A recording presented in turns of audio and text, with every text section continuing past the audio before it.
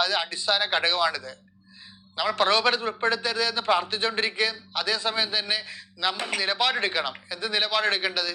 അതായത് ഞാൻ പ്രലോഭനത്തിൽ ഉൾപ്പെട്ടുകൊണ്ട് ലോകജടികമായ ആനുകൂല്യങ്ങൾ നേടിക്കൊണ്ട് എൻ്റെ ദൈവത്തിന് നിരക്കാത്തൊരു കാര്യങ്ങളിലേക്ക് എനിക്ക് ആനുകൂല്യം അവതാരവും വേണ്ട എന്ന് ഞാൻ തീരുമാനിച്ചു കഴിഞ്ഞാൽ അധ്യാത്മ ജീവിതം ഒരു നിലപാടാണ്, ധൈര്യത്തോടുകൂടി നിലപാടാണ്.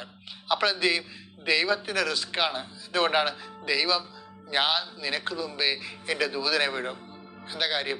നീ ഇങ്ങനെയുള്ള ആള് ദൈവത്തിന് പ്രഷ്യസാണ്. അവൻ നഷ്ടപ്പെടാൻ ദൈവം അനുവദിക്കത്തില്ല. അപ്പം ദൈവത്തിൻ്റെ നിർമ്മലനായി മാറുക എന്ന് പറയണത് ഒരു നിലപാടുള്ള ജീവിതമാണ്. മുൻപ് കാലം കുറുകിക്കൊണ്ടിരിക്കുകയാണ്.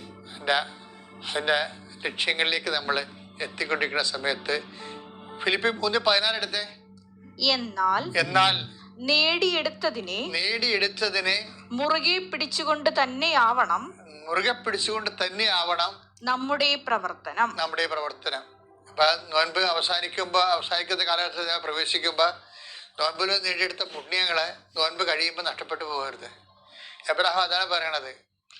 അവള് ഈ നാട്ടിലേക്ക് വരാൻ വിസമ്മതിച്ചാലും ഞാൻ വിട്ടുപോകുന്ന ആ നാട്ടിലേക്ക് എൻ്റെ മകനെ നീ തിരികെ കൊണ്ടുപോകരുത്.